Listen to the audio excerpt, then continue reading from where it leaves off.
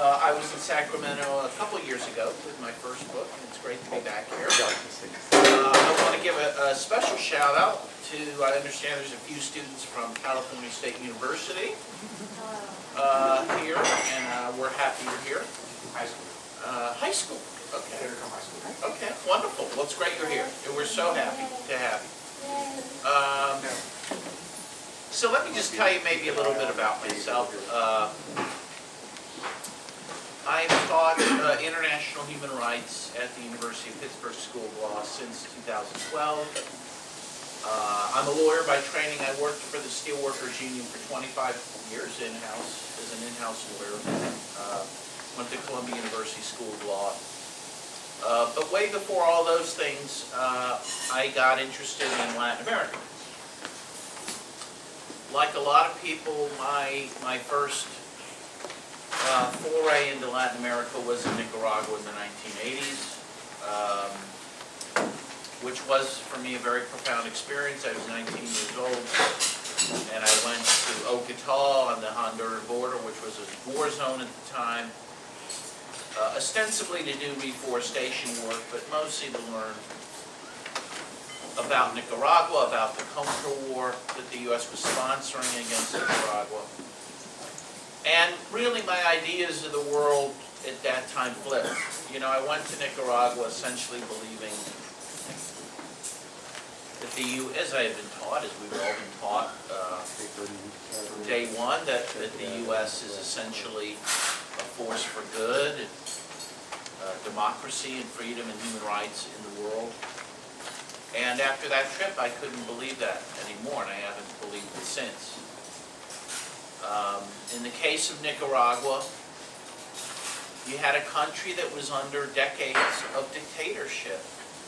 A dictatorship that the U.S. installed, the Somoza dictatorship, and supported to the bitter end, even as Somoza was bombing his own cities. And the people rose up against the Somoza dictatorship, led by the Sandinistas, and the U.S. quickly moved to overthrow that revolution to try to reinstall Somocismo without Somoza. Yes?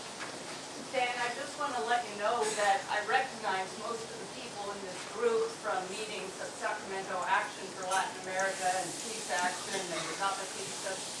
You have a pretty sophisticated group here, though I understand we may have some younger people. Right. But we went down to the brigade, we celebrated the victory, we mourned the end of the so-called peace in El Salvador and Guatemala.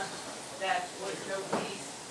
We have been impressed by the changes in Nicaragua that from what looks good to what looks bad to what looks good to what looks bad. I'm trying to summarize things briefly for the new people, but I know I came here tonight to really hear about Venezuela. I was there in March, and I'm eager to hear your perspective. So I thought I would interrupt you, and I apologize. Okay, fair enough. And it always is, you know, as a teacher, you have to play to, you know, to folks who may not have all that knowledge. But in any case, I think Nicaragua is instructive to what's happening in Venezuela because it's a very similar situation that has played out many times in Latin America.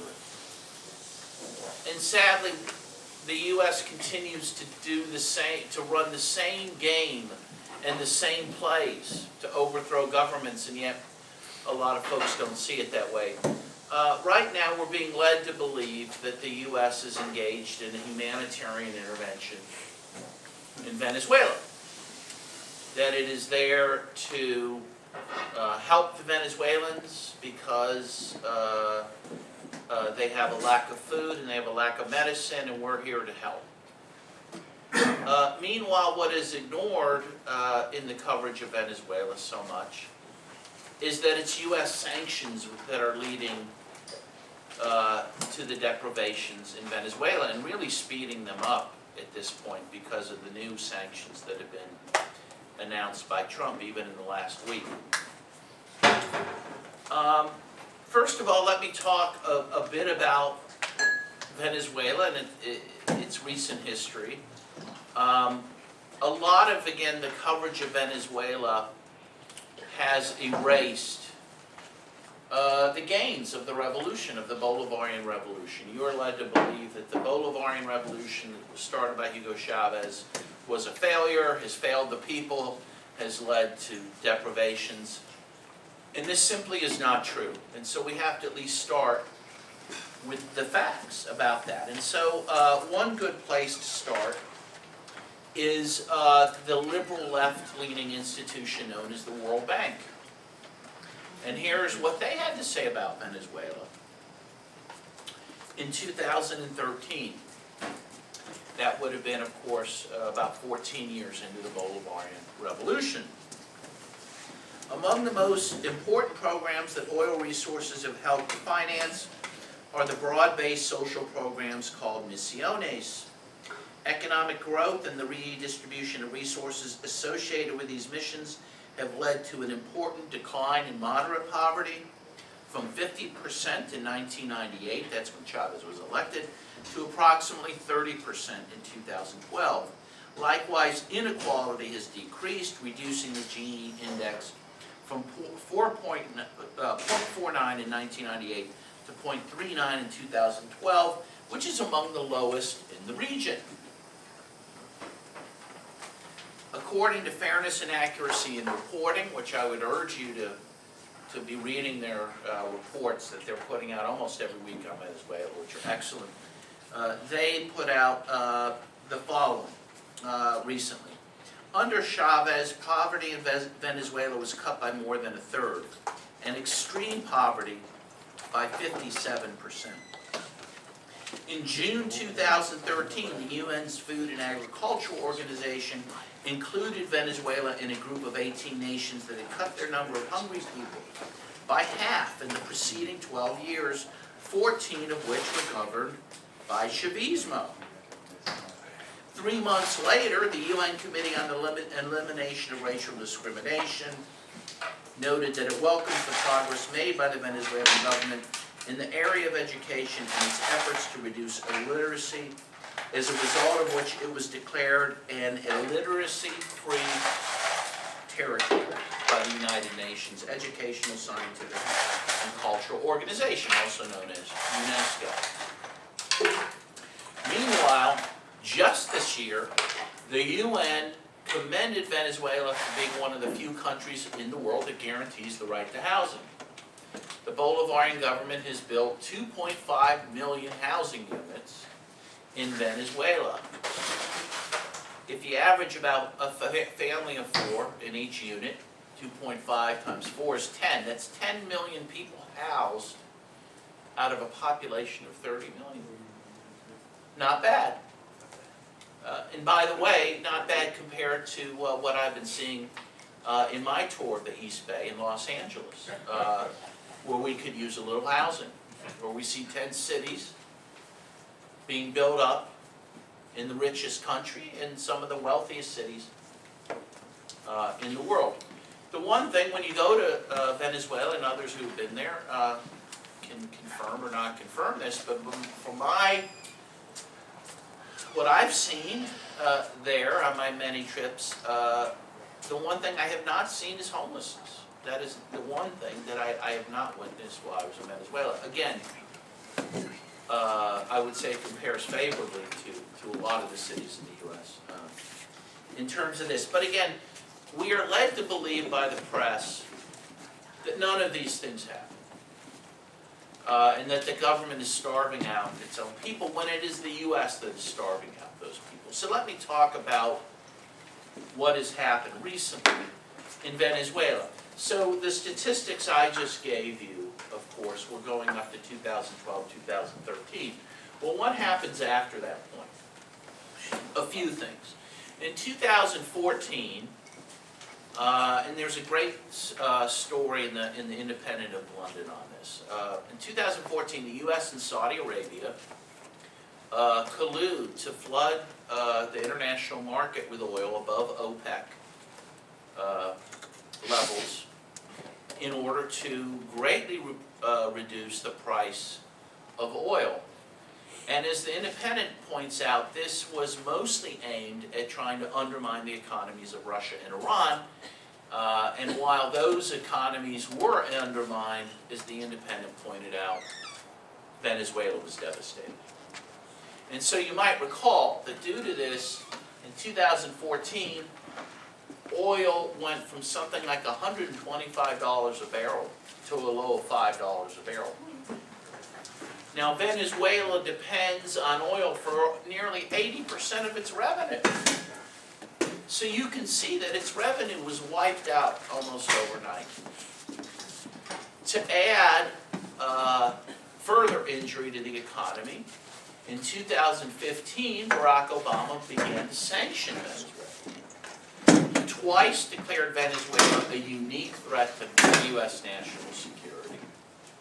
Never explained how that could be, but he did so. And he began financial sanctions on Venezuela, which led to the downgrading of its credit and made it difficult for Venezuela to obtain loans and financing that every country needs to service its debt, to renegotiate its debt, and to do things like invest in its oil production, which it needs to survive. Meanwhile, in August of 2017, Donald Trump really lowered the boom by cutting off Venezuela from all international financing, including IMF and World Bank financing, which they were using for their social programs, including poverty reduction. According to a study and report just released this April, co-authored by Jeffrey Sachs, a pretty famous economist. You ever heard of Goldman and Sachs? He teaches at Columbia University. He concluded that because of those sanctions in 2017, just those sanctions, in 1 year, between 2017 and 2018, over 40,000 Venezuelans died due to those sanctions. How did they determine this? Because they estimated the number of people who had diseases with medicines they could not get because of those sanctions. Those included HIV medicines, chemotherapy medicines, insulin, equipment for dialysis. And they predicted in April that over 40,000 more people will die this year. And by the way, that was before Obama began even more draconian sanctions, like announcing a full embargo against Venezuela, which Trump did that. Did I say? Oh, yeah. Trump just announced a full embargo against Venezuela, which includes, for example, sanctions against Mexican food exports to Venezuela. The other thing that Trump did earlier this year is he announced that all oil revenues of Venezuela in the United States would be frozen. And at that time, that amounted to about $7 billion worth of aid. The U.S. simply seized their money. $5 billion of that money was earmarked by the Venezuelan government to buy medicine. Meanwhile, the Bank of England, to lend their hand, refused to give Venezuela $1.5 billion of Venezuela's gold that they had deposited in the Bank of England. This is nothing but an old-time Western stick-up. And when I say Western, I don't mean the old town in Sacramento. I mean the U.S. and the U.K. And Europe. Meanwhile, you might have seen that after this embargo was announced, for example, an entire ship full of soy products headed to Venezuela was seized in the Panama Canal. Finally, while they've been very slow to recognize what's happening, groups like Amnesty International have finally, the UN, have finally said, look, these sanctions are illegal and they're immoral. Just a question, hasn't the Soviet Union and the Cuban folks, haven't they been, Russia and Cuba, haven't they been helping out on this, against this embargo? They have a bit, and I'll talk a little bit about that. These sanctions are actually impacting some of that help as well. Even Francisco Rodriguez, who is an opposition economic advisor, so he is against Maduro. He's a Venezuelan against Maduro. He's an economic advisor. He was an economic advisor to Henry Falcone, who ran for president against Maduro last year. He has just issued a report saying that these sanctions could very well lead to a famine in Venezuela, and is calling for them. And again, so the height of irony is that the U.S. is saying, you know, they're doing this for humanitarian purposes, and yet they're the ones undermining the humanitarian situation there. I just saw a report, which I'll summarize today, that is worth talking about. So this report from Venezuela Analysis, which, by the way, if you want to know about Venezuela, I really recommend you go to this website, venezuelaanalysis.com, mentions that oil production continues to decline in Venezuela due to the sanctions. It notes that output has stagnated between 700 and 800,000 barrels per day since March, well below the previous averages of 1.4 and 1.9 million in 2018 and 2017. Again, I'm quoting from this. Financial sanctions against Venezuela's petroleum company in August 2017, these are Trump sanctions I mentioned, resulted in an estimated $6 billion of losses in export revenue over 12 months. So who's buying Venezuelan oil? Well, the Chinese and the Russians, and the Turks and India, in Iran, not Iran, but Iran is helping in other ways. But as this notes, here's the thing, and I, was uncertain whether this would happen. This is saying that this embargo, which like Helms-Burton, if people know what that is, and I'm sure a lot of you do, the Helms-Burton Act that was passed against Cuba, these new sanctions target third countries that trade with Venezuela. So it sanctions third countries that continue to trade with them, and this is even scaring off China, for example. So this quotes a report from Reuters saying that the PetroChina has canceled 3 crude shipments so far in August worth around 5 million barrels of oil from Venezuela. Turkey, which is now a very close ally with Venezuela, again scared off by the sanctions. Its central bank has closed all accounts with Venezuela's central bank because of the embargo. The German web hosting company, Sidal, has also suspended all Venezuelan accounts because of the embargo.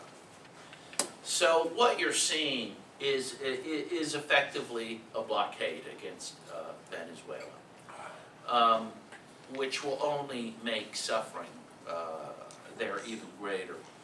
Now, in the meantime, I should note that the U.S. or that Venezuela continues to make efforts to try to deal with this crisis and to get food and medicine to its people. For example, Venezuela has something called the CLAP program, in which it now provides to 16 million people, again, half the country, provides basic food items every 2 weeks to families at a very subsidized cost, really just for pennies.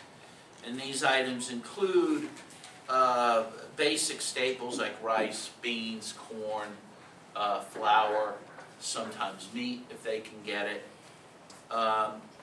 Again, to try to feed the population. So what did Trump do? he announced recently he is now sanctioning the CLAP program. And in fact, the sanctions against Mexico's food distribution to Venezuela is part of that, so they can't import this food. So Venezuela's trying very hard to grow its own food for consumption because of these sanctions, but it's a slow-going process, and they still need a lot of food imports, but again, those are now being cut off by these latest round of sanctions. How does the United States executive have control over something like a program like that? I mean, usually the power of purse is embodied in the Congress, and I'm not familiar with it. Yeah, well, this program has existed for about a year and a half or 2 years. And I believe that it is a program in part administered by the Constituent Assembly, which was elected in 2017. Yes, so that explains how, and they do have some power of No, but how does the United States have control of that? How does the White House have control of that? over, well, as I said, what they have control over is not what's happening within Venezuela. What they have control over is they can sanction countries like Mexico for selling food to that program. Oh, I see. No, And that is what they're doing. What does the sanction consist of? What is sanction? That they will be penalized in terms of trade, that we will retaliate against them in terms of trading with them, and it actually can include financial penalties as well. So what's the reason, what's the behind? Why is the U.S. doing this? Yes, Because they look like it. Okay, I well, just know that part. yeah, it's a good question, and I'll give you a few answers. First of all, we have to remember that the U.S. has been trying to undermine the Bolivarian Revolution since its inception in 1999. For example, very shortly after the beginning of that process, the U.S. backed a coup in 2002. You might recall this. Again, this is we're never reminded about this by our press, but in 2002, the U.S. Helped instigate a coup by the opposition in which Hugo Chavez was kidnapped. He was brought to an island and held for 2 days. In the meantime, Pedro Carmona, who was a business leader, the head of the Chamber of Commerce of Venezuela, declared himself president. You'll notice there's a lot of self-declaration of president going on in Venezuela. I'm going to declare myself president of the United States. And the first thing Carmona did, he went on TV and he said, "Do you see this Constitution?" The one, by the way, that the people voted to approve by a national referendum. He said, "This is gone. The National Assembly is gone. The Supreme Court is gone. Every mayor and governor elected since Chavez is fired." Well, you can't do that. Well, of course not. But that's what they did. And the U.S. was one of the few countries to immediately recognize the coup government. And of course, the paper of record, the great liberal New York Times, ran an editorial saying that this was a flowering of democracy in Venezuela. You can find that op-ed cited in here. Meanwhile, the true flowering of democracy was to come very shortly when thousands of people, tens of thousands of people came down from the barrios, flooded Caracas, and demanded the return of Hugo Chavez.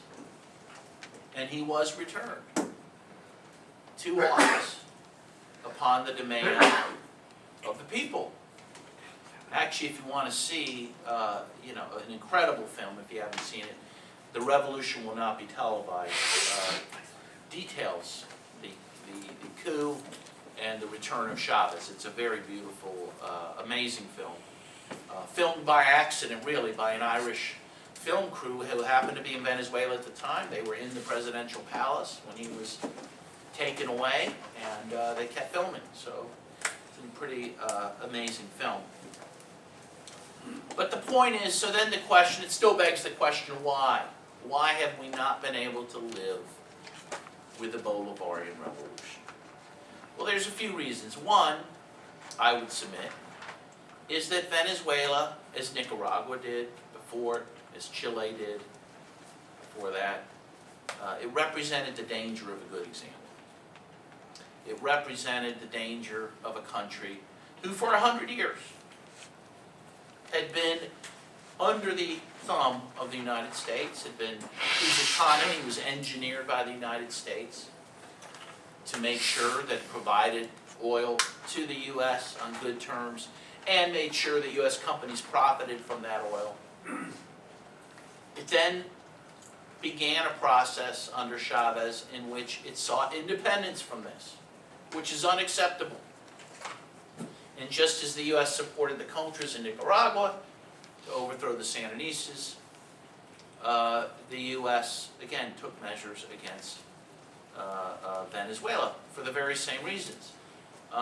Chavez would ultimately nationalize Venezuelan oil, and companies like Exxon and Chevron, who were making a lot of money from Venezuelan oil, were kicked out. Those companies want back in. And by the way, people like John Bolton and Donald Trump and Mike Pompeo are very open and honest that that's what they want. John Bolton has said he's already been meeting with U.S. oil companies to divvy up the spoils of Venezuelan oil when they retake Venezuela. They're very open about this. Trump said, well, they have all this oil, we might as well get a share of it. In fact, it's been discovered Venezuela has the largest known oil reserves on Earth. Wow. So oil's a big aspect, but I want to be clear when I say that the U.S. Covets its oil. Let's be clear, the U.S. doesn't need Venezuelan oil. We are now a net exporter of both oil and natural gas, the United States. We don't need anyone's oil. But this is about the fact the U.S. wants to be the one to profit from their oil, just as it wants to be the one to profit from Iran's oil. And frankly, if it can't do that, it will be just as happy that those countries not produce any oil at all. And of course, it has threatened Iran to prevent it from selling any oil. That's another reason for this gambit. Going back to the first reason, the danger of a good example, the truth is, in some ways, the U.S. was right that it was a dangerous good example. You might recall that shortly after Chavez was elected, the pink tide came to Latin America. You had one country after another elect nationalist, progressive, even leftist leadership.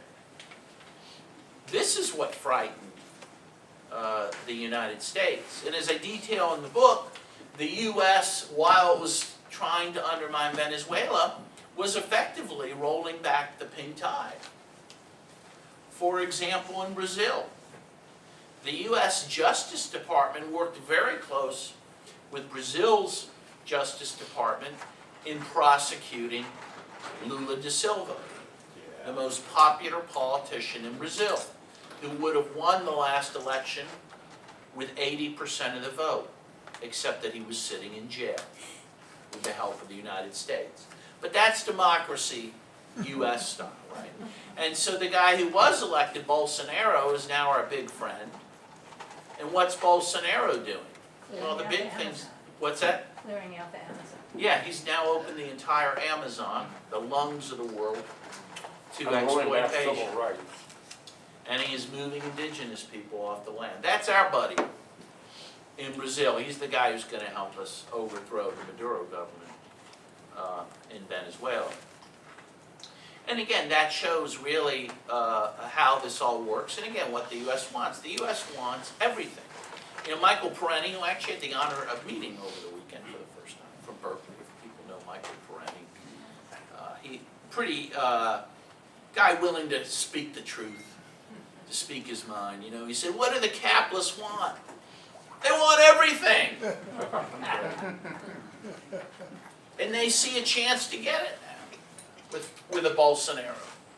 They'd like a Bolsonaro in Venezuela to open up all their rainforest to exploitation, open up their oil reserves to exploitation.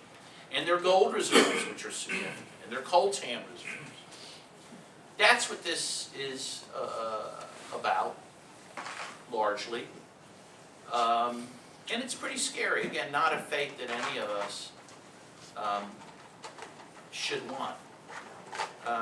Meanwhile, in Colombia is another example of what the U.S. wants. Colombia, which I detail in this book, actually I've been to Colombia more than any other country besides the United States. I've been there more times than I can count, all over Colombia.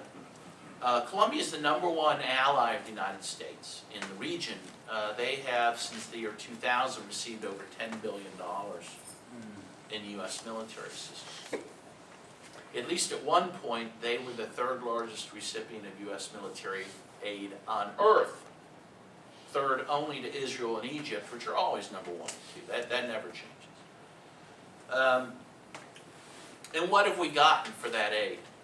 Well, first of all, and the reason I got involved with Colombia as a lawyer for the steelworkers, is that Colombia has been and continues to be the most dangerous country on earth to be a trade union leader, with over 4,000 trade union leaders murdered since 1986. You might be surprised to know that Colombia also has the largest internally displaced population on earth, even more than Syria, at 8 million internally displaced people, disproportionately Afro-descendant and indigenous people who've been pushed off their land by military and paramilitary death squads, yes, those still exist, who've cleared them off land where they want to mine coal and drill for oil and plant palm leaves for energy and plant bananas. You may know, for example, that Chiquita Banana, for example, pled guilty in 2014 to paying death squads over $1.7 million and running them 3,000 Kalashnikov rifles to push people, again, mostly Afro-descendants, off their land so Chiquita could plant bananas. As a result, and this is according to the Attorney General under Alvaro Uribe, very right-wing president, Mario Iguaran, who I met in Colombia, he estimates between 4,000 and 14,000 people were murdered by the paramilitaries that Chiquita supported. Coca-Cola was big on supporting paramilitaries as well. Yes, in fact, I sued Coca-Cola based on those human rights violations. And interestingly, yes, I just was making a connection. Is this where the School of the Americas came in and taught the torture techniques that, were giving us nightmares a few years ago? well, absolutely. In fact, it's not a coincidence that Colombia, with by far the worst human rights record in the hemisphere, also has the most number of School of the Americas graduates, at over 10,000 graduates. In addition, by the way, you may know that the U.S. for years has been dedicated to wiping out liberation theology in Latin America through murder, through the murder of people like Oscar Romero, who is now a saint, he was declared a saint in October. Well, in Colombia, they've been very effective at that.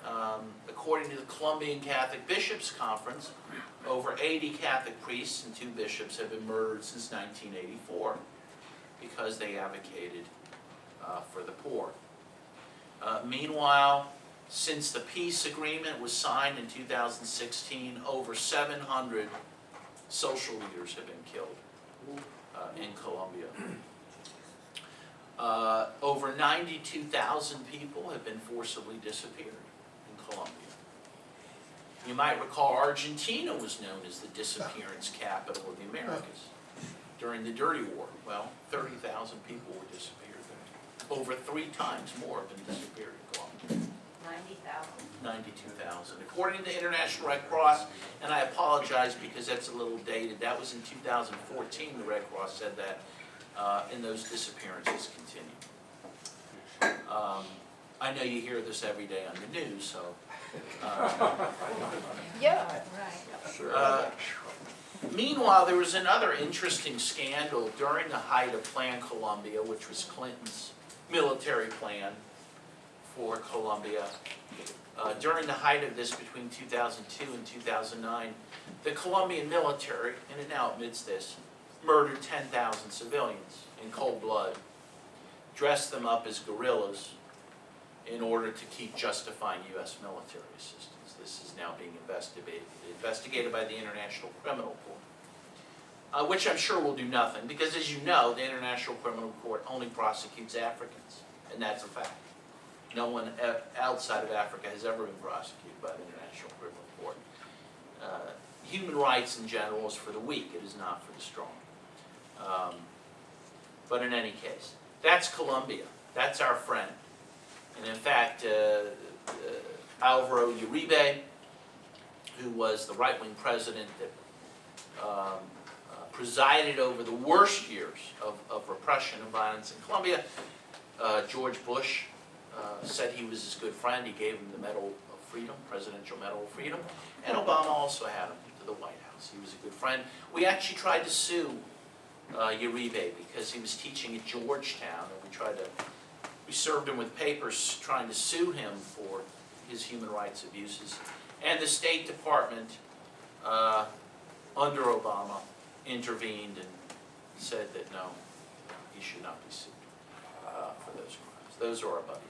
Now, the other thing, I had a question. This is the other thing I heard is, I heard Democracy Now! Talked about this. Anytime a country tries to get rid of the U.S. dollar, since Venezuela tried and other countries have tried, they've been intervened. And that's kind of what happened with Iran, too, way back then when the British MIA came in and the CIA came in. Because of the fact is, anytime you try to get rid of the U.S. currency and devalue it or get rid of it, you got big trouble. And I'm assuming that's what happened to Venezuela, too? Well, although with Venezuela, there's a bit of a chicken and the egg, because really, Venezuela is getting off the U.S. dollar in large part because of the sanctions. That is, the sanctions have pushed them to seek other currency because they don't want to be beholden to it. But you're right, there have been instances, certainly. Gaddafi was a great example of that as well, who was trying to start a gold-based African currency, and that was one of the things the U.S. Took great umbrage at.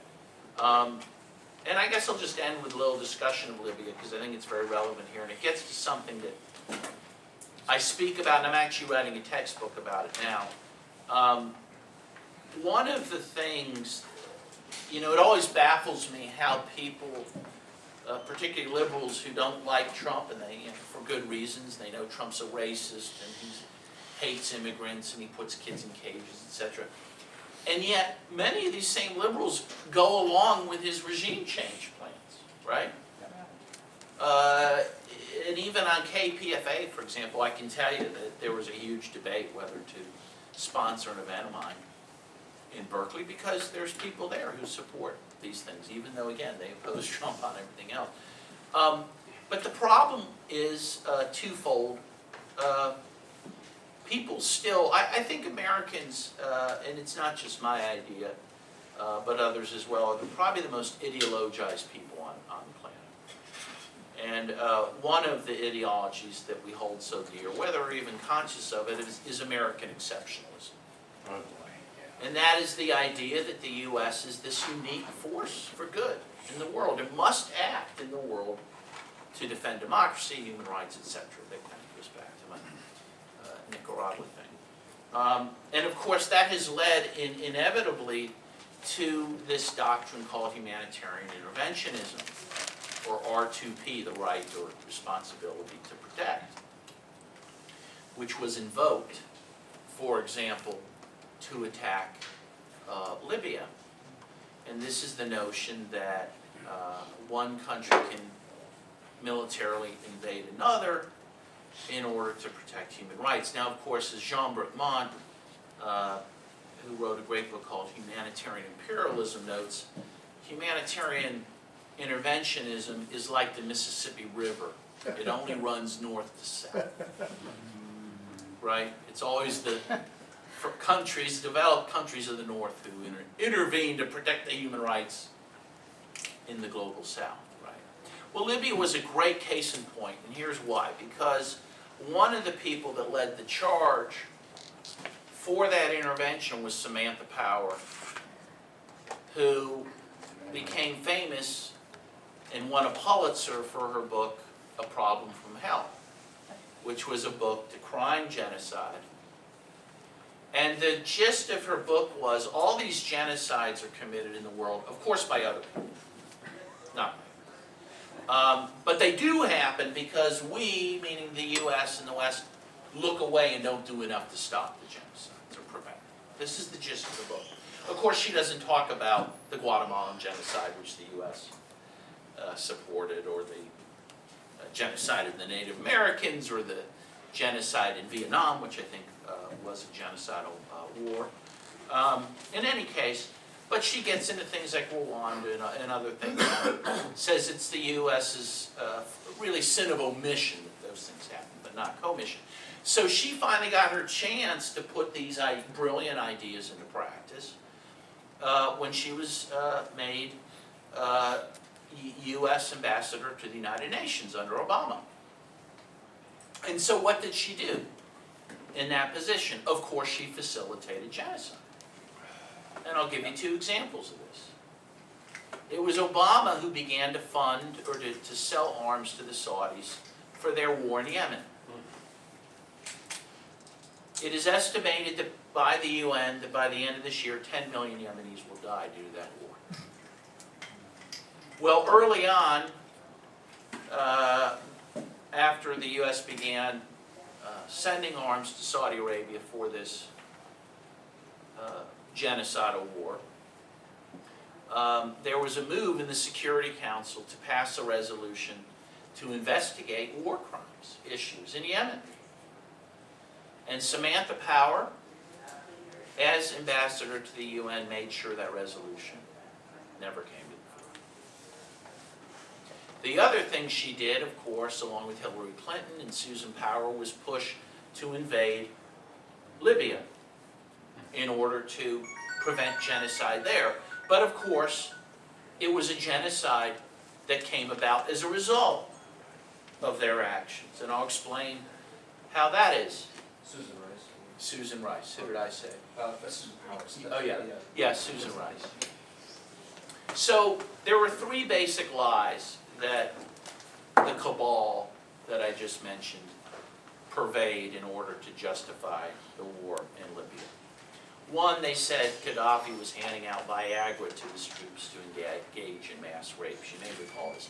Of course, many of us laughed at this. It's just completely absurd on its face. And groups like Amnesty International said there was absolutely no evidence that that was true. But that was, of course, reported in NPR or New York Times, as if it were the God's honest truth. The other thing they said is that Gaddafi was bombing his own cities, which was not true.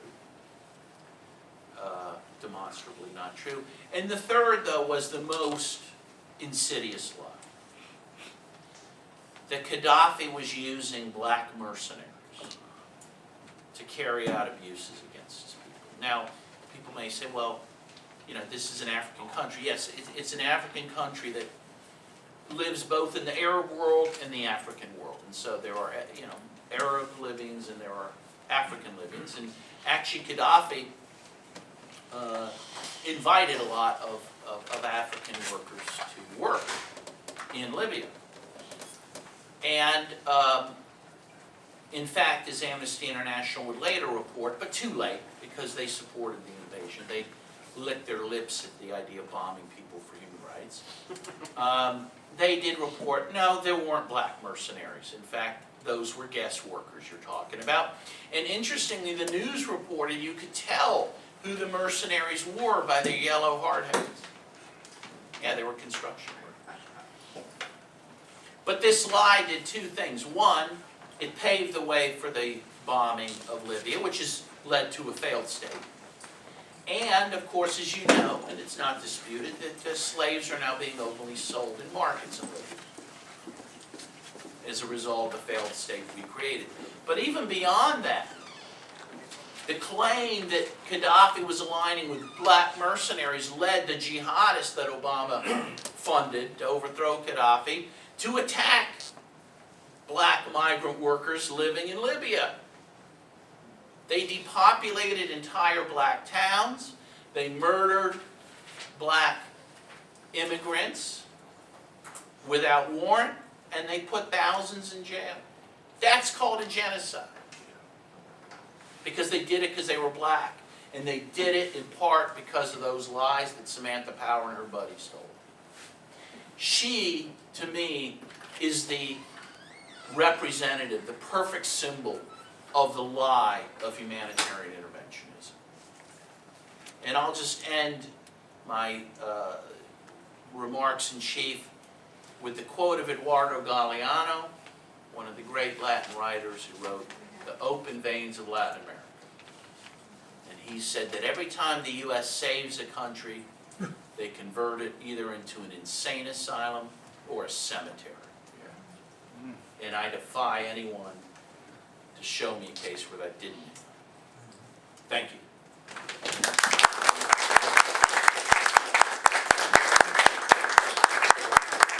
Hey Dan, before we open it up for questions, Yeah. I just wanted to tell everyone, 2 of your books are on this back table. The one you've been talking about, The Plot to Overthrow Venezuela, and also The Plot to Attack Iran. And it's $20 for one, $30 for both, just so you know. A bargain. Okay. Can I ask a question? Of course. What are Maduro's chances of getting through this? Well, I think it's going to be difficult. Again, the report that I read on, that even some Chinese concerns are being scared off by the sanctions leads me to believe it's going to be a very difficult road for him and the Venezuelan people to hoe. I think they're very united at this point in defying the United States. There's polls that show over 80% of Venezuelans oppose U.S. sanctions, oppose U.S. intervention. And as of a couple days ago, there was a petition circulating in Venezuela denouncing the U.S. embargo that was announced. And again, my last count that I saw 2 days ago was 13 million people had signed that in Venezuela out of a population of 30 million. So I think Maduro has some time, certainly. But this economic war, and it is a war, is brutal. And it's the same game plan we ran against Allende in Chile, which succeeded, of course, against Mossadegh in Iran. And I think, the circumstances in Venezuela are different, but I am worried about what's going to happen. And I assure you, the government the U.S. installs, if it succeeds, will be a brutal dictatorship. Because it will have to be. Because, you look at Allende, for example, in Chile. We all know about Salvador Allende was overthrown in a coup the U.S. backed. We supported General Pinochet in the coup. He became the dictator for some time. He killed 3,000 people at least, tortured 30,000 others. Allende was only in power for 3 years. He didn't really have time to consolidate the revolution. The Bolivarian Revolution is now 20 years old. The bloodletting that will have to happen to reverse that revolution will really dwarf what happened in Chile. And I think people have to realize that. It will be an ugly situation if this government falls. Yes? Yeah, just a quick question. Does your book document how the United States colluded with Saudi Arabia to lower the price of oil? Yes, that is in there. It's Yes. in there. Yes, it is. The actual specifics. Yes, absolutely. And by the way, well, I'll get to the end. Well, I'll say it now.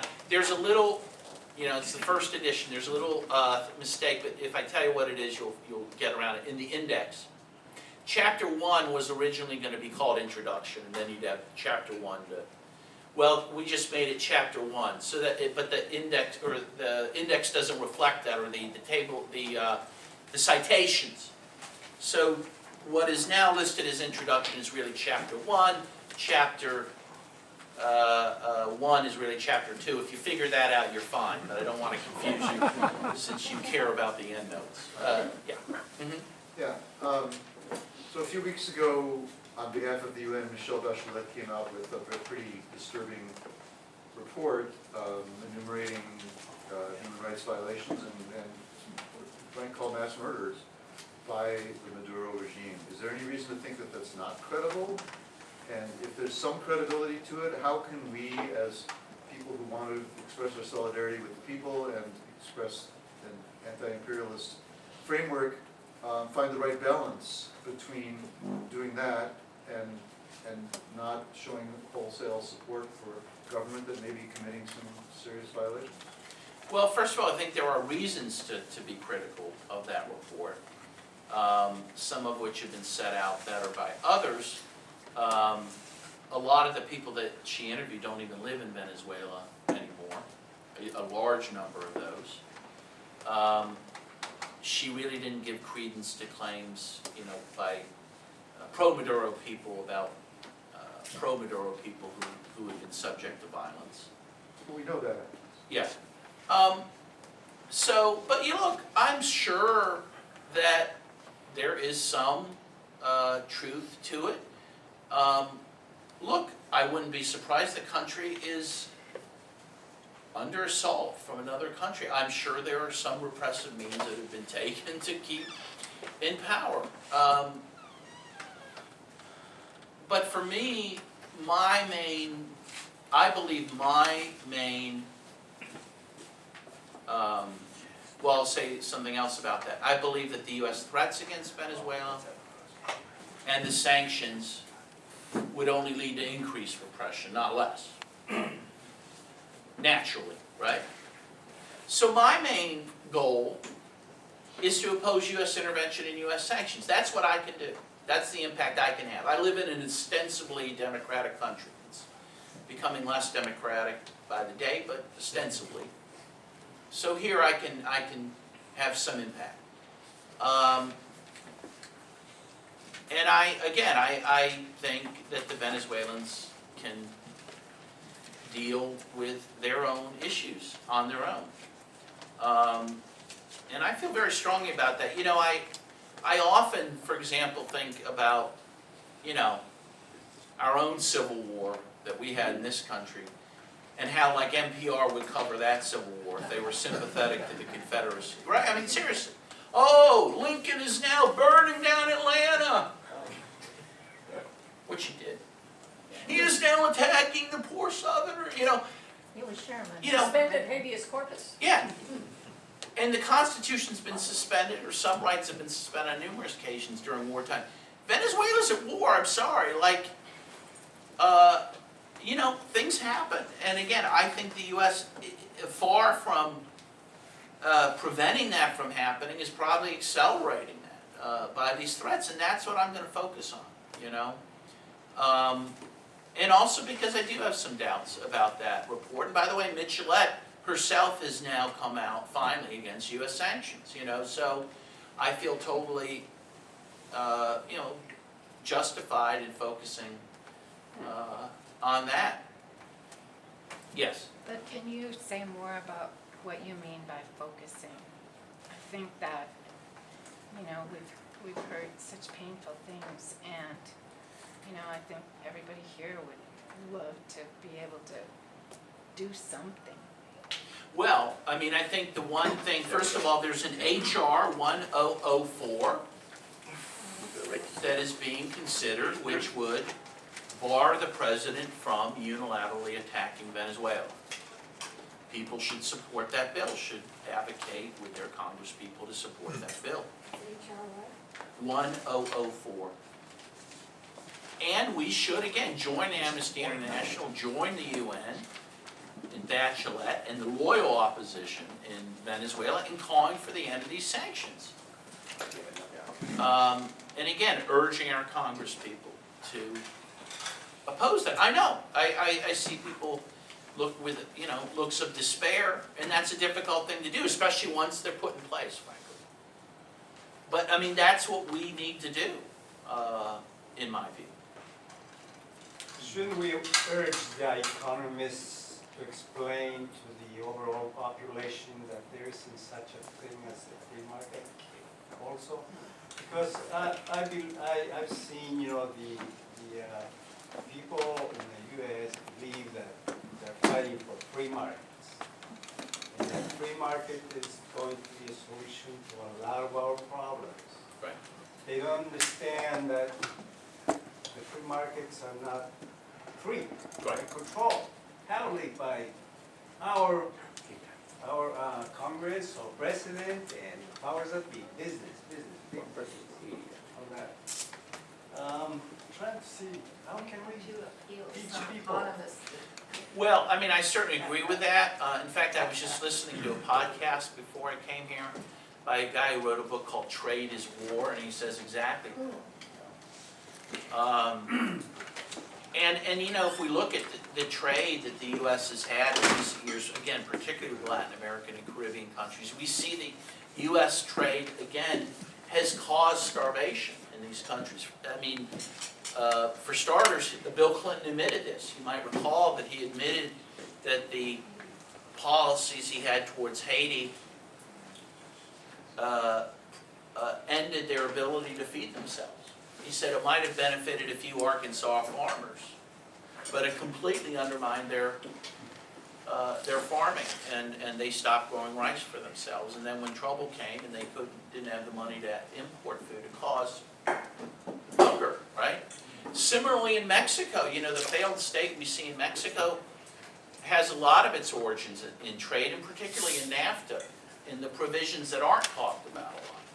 And those are the agricultural provisions, which allowed the U.S. to sell subsidized food at a low cost in Mexico, which again undermined their small farmers, at least 2 million of them, who lost their livelihoods, lost their land, and were forced to move into cities like Juarez, which was supposed to be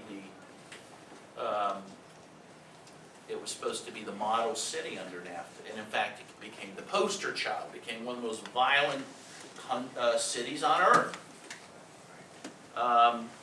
So yes, absolutely, the way that the U.S. trades, particularly again with the global South, is unfair, is largely benefits us and not them. And again, that's why when the U.S. has so much power in the world of trade that again, when it issues sanctions against third countries for trading with a country like Venezuela or Cuba, those other countries listen. Yeah.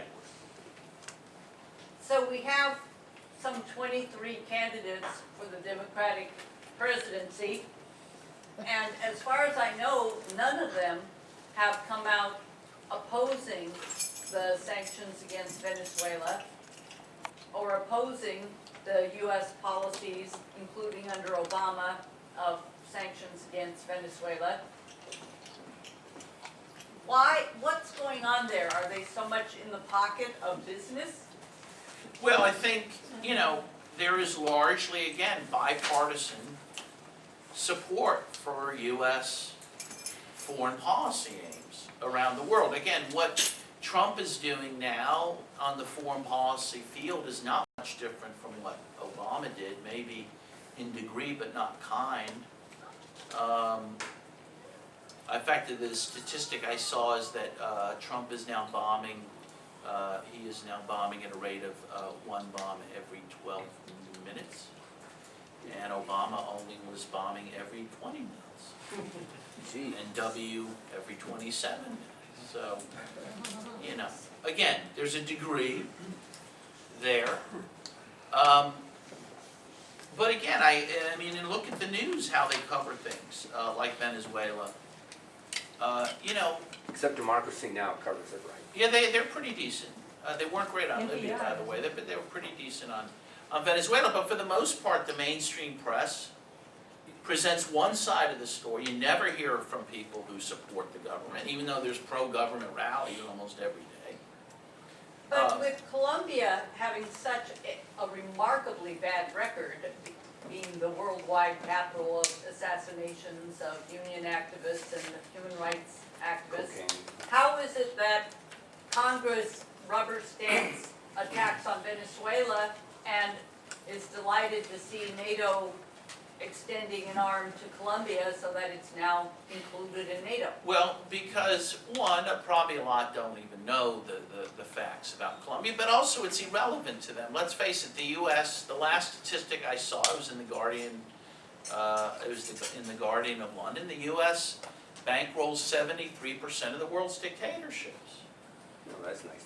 I mean, the fact that we support Saudi Arabia, and again, particularly in this awful war in Yemen, by far the worst humanitarian crisis on earth, demonstrates we have an opportunistic view on these things. We don't care if a country's democratic or abides by human rights. What we care about is whether they support our interests, however those are defined. And it's hard sometimes to even see rhyme or reason in that, but that's what it's about. And so, for example, again, you have the U.S. attacking Venezuela, but it's happy with what's happening in Colombia. It's happy what's happening in Honduras, which is also killing social activists at a huge rate. And there's mass demonstrations as we're speaking in Honduras against that government that barely get covered. The current president is under investigation now for drug trafficking in Honduras. But again, you don't hear much about that. Meanwhile, of course, you realize the government in Honduras is the product of a U.S.-backed coup in 2009 in Honduras. In fact, Hillary Clinton, you might recall, bragged about this in the hardcover version of her book, Hard Choices. She said that she made sure that Manuel Zelaya, the democratically elected president who was overthrown, in a coup, by the way, led by two generals trained where? The U.S. Army School of America. She made sure that Zelaya never came back to power. She then excised that, by the way, in the paperback version of her book because she was shocked to learn some people took an umbrage at that. But again, you know, there is a bipartisan support for this sort of thing. It's as American as apple pie. Sadly, yes. We had Miguel Tinker-Salas here last year, and he gave some interesting statistics about Venezuela, including that the population is approximately 85% urban. 85% Urban. urban. What is Venezuela going to do for food? Well, again, that is the issue. I mean, they're trying to grow their own food, and again, part of the CLAP program, I mean, is to try to support small farmers to grow food for this program, but that's going to be an issue, certainly in the short to medium term. Is Russia helping with food? Russia has sent food. China has sent some food. You know, but that's never an answer. You know, that it's very hard to feed people through aid shipments, like that, you know. Especially when they get confiscated. You know, the whole ship of soybeans? Yeah, the whole ship of soybeans, yeah, was confiscated in the Panama Canal. No, it's very difficult. So again, this is why, you know, there is a fear of famine at this point. Yeah. I was wondering why Chile didn't do more in supporting, I mean, since they've kind of been through the same thing. That's one question. The other is about Bolivia and how they're fitting into the... Well, you know, Chile now has a pretty conservative government, so I just think ideologically they don't support Venezuela. And Chile's an interesting country. I mean, they are really, they're still pretty divided about how they view the events of the 70s and the 80s. And Pinochet. Yeah, I mean, there's, you know, in any case, that's probably something that makes it hard for a full-throated support of Venezuela. Meanwhile, Bolivia still is supportive of Venezuela. Bolivia, the government of Evo Morales, was one of the governments that was part of the Pink Tide movement. It looks like he's going to be reelected. And also we see in Argentina, it looks very possible that a progressive government will be elected. There's... Yeah. I am disappointed about the Ecuadorian president. Oh, yeah. Very disappointed. The only thing that gives me hope is that he agreed not to allow the U.S. to set up another base in the Galapagos. Yes. Yeah, no, that's very sad. Very The incorrectly named Lenin Moreno, yeah. I wish he'd at least change his name. Yeah. When do you anticipate that your book on Libya will be out? Or my textbook on humanitarian interventionism, we're hoping by April of next year. Yeah, I just finished Napoleon Forte's book, so I'm. Oh, excellent book. Yeah. I assign that a lot, yeah. Oh, okay. Yeah, that's a great book. So yours will have a lot more information because his was written right after the coup. Right, yes, mine will have a lot more. What's Guaido doing now? Just out of curiosity. Well, I mean, you know, he's still freely walking the streets of Venezuela, but I mean, I think his sell-by date has probably passed. I mean, first of all, when he announced that he was president, you know, polls showed that 80% of Venezuelans had never heard of him before. And now there's this corruption scandal that some of his people have been siphoning off humanitarian aid for expensive hotels and clothes and that sort of thing. Is the Trump administration, you know, the president was just on not too long ago talking about this issue. He likes to keep things in the forefront. And he said that Guaido is just, he is the president, he will remain the president, and the United States will do everything we can to keep him going. But he said that so eventually he's going to have to stand on his own 2 feet and, you know, do what the United States wants. I think soon he'll be forgotten. Oh. I do. I mean, I think the U.S. will dump him. They'll find someone else. I mean, don't get your hopes up too high. They'll do something else. But I think he's done. I think he's a spent force. Oh, interesting. And that's my own view, yeah. Yeah, what is the consequences of this economic blockade on Venezuela, the ramifications for Cuba? Yeah, well, it's not good. Cuba, for some time, has benefited from, you know, reduced prices on oil from Venezuela. That's going to hurt Cuba, which now, of course, as we know, is now under heightened embargo by Trump in recent months. But not just Cuba. Haiti already is having trouble keeping its lights on because it is not getting the oil that Venezuela provided. Nicaragua is going to be impacted by a lot of countries. I mean, again, the one thing Venezuela, well, it's done many things, but it's shown a lot of solidarity for people. And that's going to be hard to keep doing. I like to remind people that even the New York Times begrudgingly had to admit that it was Cuba and Venezuela that were on the forefront of fighting the cholera epidemic in Haiti with their doctors, that of course the UN lovingly brought in. And they also have that Operation Miracle in which they saved millions of people from blindness. But again, a lot of those programs probably will be cut back. Are the Cuban doctors still in Venezuela? There are some, but not as many. A lot of those clinics have been taken over now by Venezuelan doctors, but there still are some. What about the sales of oil, Citgo, that many years ago, Chavez promised to want to sell at a reduced rate inside it was $75 a barrel, as opposed to that $125 a barrel. That would have been a godsend to New England. Well, they did. There was a time that Chavez was selling cheap oil to New England and New York City for the poor, impoverished people. That did happen. And that's the interesting thing. He also offered to send help after Katrina, doctors and SDQ. Also to Native American tribes. Yeah. That's our national security threat. That's our great threat to national security. Yeah. Is Venezuela produce their oil local companies or some outsourced companies that are producing their oil? Well, again, up until pretty recently, it was largely Venezuelan, the Venezuelan State Oil Company that was doing it. But they are now getting help from Russia and China to do it because they need some of that expertise. And also because of the sanctions, they can't get some of the necessary chemicals to process the oil. Who was producing during the Chavez government? It was the PDSP, is that what, yeah, the state-run oil company. I see.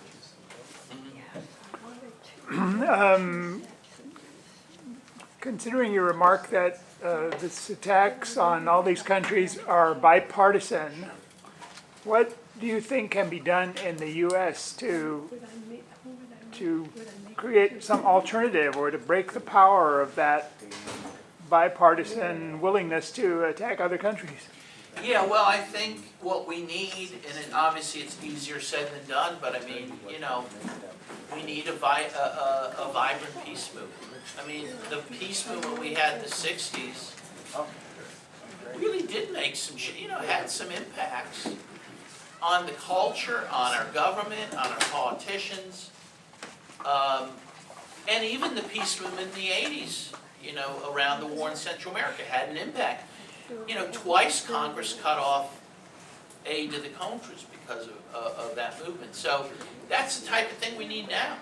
If I can just follow up though, what I'm looking at though is, so we stopped the Vietnam War, but we left the political structure that created the war intact. And so, do you think there's any chance of us breaking the control that the Democratic and Republican parties have here? I mean, if we just stop them from this and they go on and do something else, where are we? We're back here protesting and having meetings again and saying, oh, this is wrong, et cetera, but... Well, we need a permanent peace movement. I mean, you know, and again, we need to change how people view these things. Again, it's barely even discussed. I mean, the one candidate who's at least raising some of these issues is Tulsi Gabbard, who probably won't even get into the next debate, you know. But I think there's a great interest in these issues, but we have to make that happen and link them to other issues. You know, again, the one thing I say, you know, people in the 2020 election are going to be voting because they want Medicare for all, and they want student debt wiped out, and they want poverty reduced, and they want infrastructure investment. Well, we can't have those things if we're spending trillions of dollars on war, which is exactly what we're doing, and we need to link those. Yes? May I embarrass Darian into introducing her organization that she is And your part of? exalted title as well. Yes. Especially while eating a fig. Exactly. The figs are beautiful. I'm the national president for the Women's International League for Peace and Freedom, Oh, great. which has been a part of the peace movement for over 100 years now. So Yes. we keep trying, and I think it's a profound question why people in the United States are not part of the peace movement. Because they're idiots. It certainly has a lot to do with how media presents stories, but I'm at a loss for many other reasons, though of course with the bipartisan consensus against peace, it makes it difficult also. Yeah, I would also, you know, add to that, I mean, again, I think there's a lot of reasons. I would add to that the fact we don't have a draft, that not everyone has skin in the game. That's true. The fact that we are moving more and more towards not even having soldiers in theater, using drones more, using robots. You know, But with over half the federal budget going to warfare, right.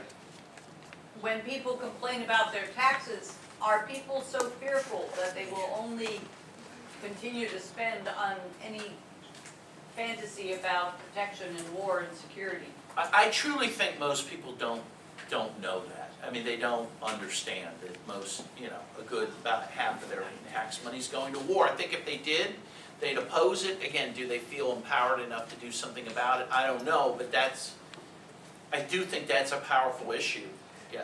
Yeah, what I was going to mention is that, you know, them being from the older generation, you know, where Vietnam War, you know, brought a lot of people into movement anti-war, and I'm also dealing with a lot of, you know, younger people in your organizations. Unfortunately, from my perspective, even though, you know, war was an important issue for the previous generations, for the current generation, they don't really see the connection between the fact that, you know, pretty much like 3/4 of the budget you know, their taxes, you know, our taxes are related to military-related spending. So, like people that are for Medicare and other things, they concentrate on that, but they don't really see that all the money that they're, you know, hoping to get is not there because it's being flushed somewhere else. But I'm just, you know, like to ask people of my generation, the older generation, to try to participate a little bit more with younger groups, and there are other groups, you know, DSA comes to mind as an example that I try to go to, but unfortunately for DSA,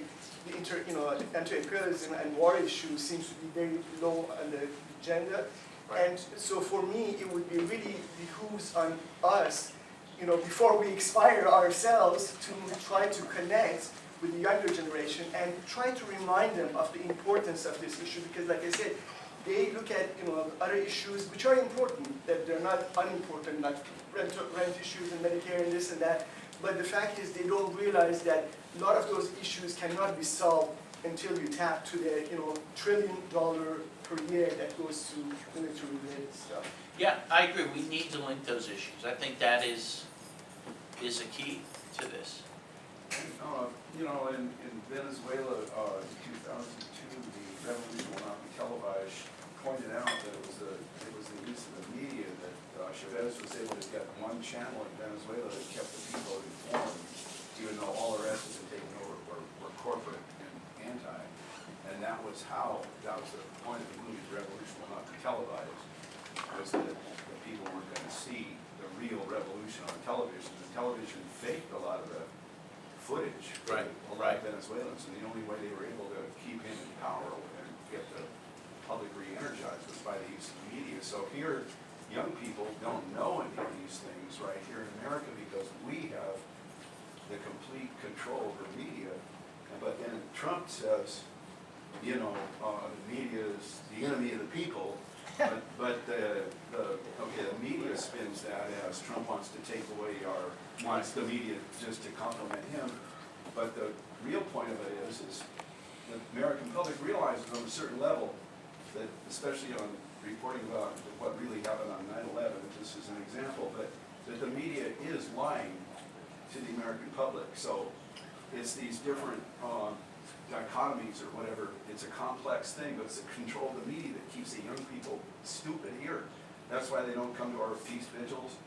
Like, I have a sign out there in the corner that says, in wartime, some make a killing and others just get killed.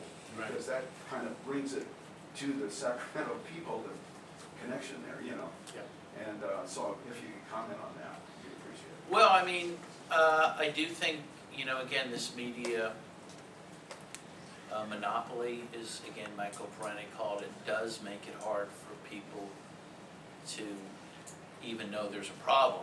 How do you know if you're being lied at? Again, if there's such consistent coverage even across networks and that sort of thing. In fact, it reminds me of this anecdote I heard years ago when, after Solidarity in Poland succeeded in overthrowing the government there, someone was asking one of the leaders of Solidarity, and they said, how did you do that? How were you able to do that when you had only a state-run media, that wasn't giving you all the facts or the truth? And he said, well, I'll tell you. He said, because we knew that they were lying to us. And therefore we looked for our own truth and spread that amongst ourselves. And he said pointedly, the problem with you in America is you're being lied to too, but you don't know it. And I think that says a lot about the situation we're in. And that's why I say we're the most ideologized people. I just think we live in this bubble. And it's a very, very sophisticated propaganda system, which we need to break through somehow. Yes, do you ever hand up? No. I do. Yeah. You know what links together a little bit for me, a couple of things that people have said, are the young people that are forming around the climate change and their target. And I heard a Republican senator, just a couple of nights ago, against the large oil companies. I mean, that is maybe a place where a lot of problems could be at least talked about by beginning to focus on, large oil companies as, not only the climate, but also, the war, lots of things relate to the oil companies. And Yes, I agree with that. And so the slogan "No War for Oil" would appeal to those folks. And the other issue, of course, that isn't talked a lot is that the U.S. military alone produces more CO2 than like 170 other countries. So the US military, in addition to being, you know, brutal, also creates a lot of pollution, as one could imagine. You know, aircraft carriers as big as cities floating around the world. We have at least 800 military bases around the world. Imagine all the waste and all the energy that you used and generated by those. So that's an issue to link it to. By the way, and around almost every military base are brothels that service the military bases, so you link it to that sexual exploitation as well. I mean, seriously, and I'm absolutely serious about it. I mean, all these things are yeah, Yeah. relate, yeah. I'm really intrigued by why there's no peace movement, and maybe you can correct me on this, but I thought that there was a troika of power, a power base that attacked Chavez not once but twice in two coups, I thought. At any rate, and it was a troika of the Vatican, the AFL-CIO, and the CIA. Those were some of the players. I mean, I don't know about the Vatican per se, but the Catholic Church in Venezuela certainly was part of the 2002 coup, as was the AFL, which I detail in here, by the way. Okay. But the reason why I bring it up is because you were talking about, you know, there's no military draft, there's using drones. Right. So, what's our reason for doing it? But then when we look at our own communities, you know, like my church or or the church in my neighborhood, or the labor unions, the existing labor unions, or my own government agencies, you know, none of them seem to be interested in allowing us to use those resources to organize. Right. And I mean, except for, well, there's a Methodist church in Elk Grove where I live, and we happen to have peace meetings there, but and meetings on these kinds of issues. So I wonder about creation of community and how difficult that is to do here when we're so atomized and we believe so many myths because they work for us. Right. You know, we believe, for instance, that if we didn't have Social Security and Medicare, that we would save trillions of dollars. You know, if we could just privatize all that stuff. You know, it would, and that's multiple, many times more than what is spent by the military. Of course, we don't even know what the military really spends. But when you compare $750 billion to $2 trillion, Right. you know, being spent on these social programs, the argument is from the right is it's being spent on these, you know, on old people and children and, you know, education and social services. Yeah, no, it's incredible, again, how misinformed we are. But again, I mean, that's really up to us to inform people about that. I mean, and those are the things we have to break through. And it's not that people aren't protesting, they are protesting. You know, there are protests over many issues that are happening, over very laudable, you know, issues. But again, I think we have to link those issues with the war machine. And I'm not saying it's going to be easy, but I mean that's what has to be done.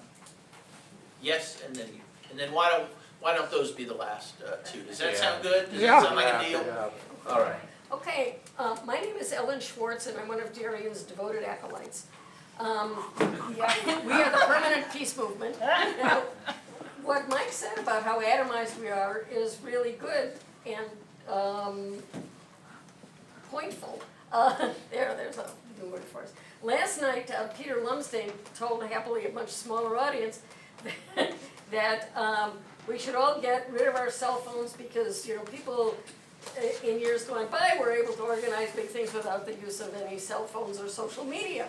And yeah, but in those days, they had communities, they belonged to clubs, people in a neighborhood went to that church, they had ways of communicating with each other. The Women's International League for Peace and Freedom organized its founding meeting, which was international. It was in 1915. They began organizing in December of 1914, when the war had already started. And to have it held in Europe someplace that fighting wasn't going on, wound up in The Hague. And it was in April that it took place, at a time when not everybody had a phone, never mind a cell phone. Right, no, of course. And they organized 1,200 people to meet in The Hague, or maybe it was 1,200 just from the US, to meet in The Hague, crossing enemy lines, getting together, communicating by church bulletins for the peace groups. But we don't belong to those organizations anymore, and Peter Lumsdaine says we all have to give up our cell phones. So I'm that's sorry, a Peter problem. Lumsdaine didn't say that. He didn't. All right, well, I was trying to adjust my hearing aids with my cell phone. I didn't hear him correctly. Relinquishment, not that we in the peace movement, he didn't want us organizing, he didn't want us using social media. But that's basically all we got. Well, yeah, and again, it's a tool, and I think it has a place, certainly, but it's not a substitute. I mean, I think one of the, again, there's many things happening in society that make it difficult. I mean, I think a lot of people think if they post something on Facebook, they've done activism. You know, seriously, right? And, you know, right? I mean, and again, I think it's not that it doesn't have some use, because it actually is very helpful to organize an event through Facebook or other social media. But again, it can't be a substitute for action. But I also agree with you. I mean, again, I do think that these things have become such a distraction for people and have made us less connected to each other, and that's something, I don't know, but it seems like for the near future that's going to be with us. I wanted to say one thing, you know, again, I try to be as positive as I can be. I don't want, you know, Noam Chomsky always says, you know, I don't want people to go home and like slit their wrists or something after my talk. But one good, you know, it's interesting that veterans really understand what's happening. There was a poll taking of veterans saying that a majority of them believe that the wars we've been fighting have been worthless. They ought to know. Yeah. And they understand this. And we can't ask them to some therapist. Right. You know, so again, I think reaching out to military folks about the futility of war and trying to encourage people not to sign up. You know, there used to be activism around military recruitment centers and stuff, and I think Green that's, Party does that. We go to Green Party, goes to that. I think that's very critical, you know. We need a ground game to, you know, and again, I'm not Pollyannish. This is not gonna happen overnight. But the other thing I'll say, and again, a lot of you are very, you know, are veteran activists, so what I'm saying may not be something new to you, but maybe again, it's good to remind ourselves of this. In the end, I'll just say for myself, I'm not results oriented. I mean, I don't necessarily think that I am going to succeed in the goals of, you know, making peace break out, or saving this country or that from U.S. intervention, you know. But I do what I do because I believe it's the right thing to do, and I you know, you gotta enjoy the process and the struggle, and not wring your hands about, you know, about results, because in this world it's very hard to know what is going to impact, and sometimes the little things you do may have a huge impact. And I always remember the words of Thomas Merton. You know, he had that letter to a young activist. And he said a similar thing. He said, look, you may find in your activism that much of what you do is futile in terms of the, you know, the results you're trying to produce. But he said it's the people along the way that you meet and you become friends and comrades with. That's the value of it. And I you know, I believe in that.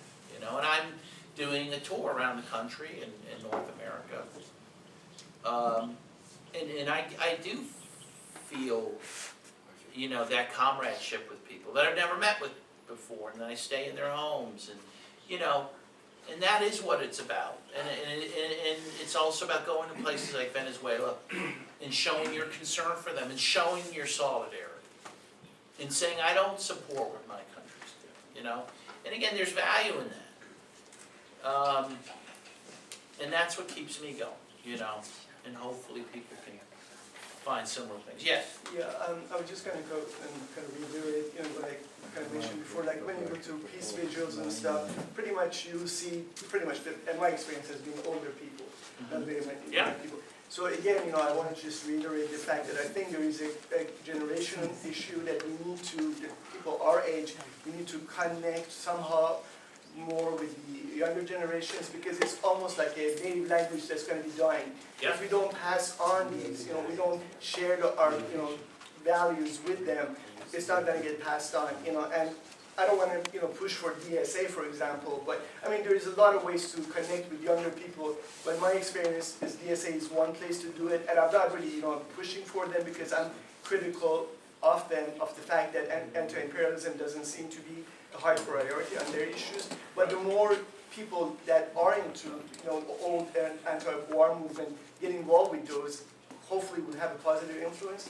And the only other thing I can think of is like trying to, like you say, find relations between this and their issues. So for example, when the wars happen, you know, people come back, a lot of them, you know, have disabilities mentally or emotionally or physically. They become homeless, so it contributes to, you know, homelessness issue. It contributes to the lack of you know, healthcare affordability. It creates To domestic violence, a lot of people come home. Exactly. And trained killers who, yeah. Exactly, it creates blowbacks, you know, so you get like, you know, 9/11 type of events, and then that allows the government to take everybody's rights away, so it takes away our freedoms, and then it also creates immigrants and refugees, and then people create backlash against these immigrants and refugees. So a lot of these other issues that are aching our society are somehow or other, or like you say, the military is one of the biggest environmental polluters. So there is so much overlap. We just need to find a way to make people understand these connections, I think. I totally agree, and I find young people very receptive to these ideas, you know, when you talk. So. Okay, Okay, well, I and want to with thank that, you. Thank you, sir. I'm happy to sign a book. Good job. And I have one extra Venezuelan book right here that I was using for my presentation. You may buy it.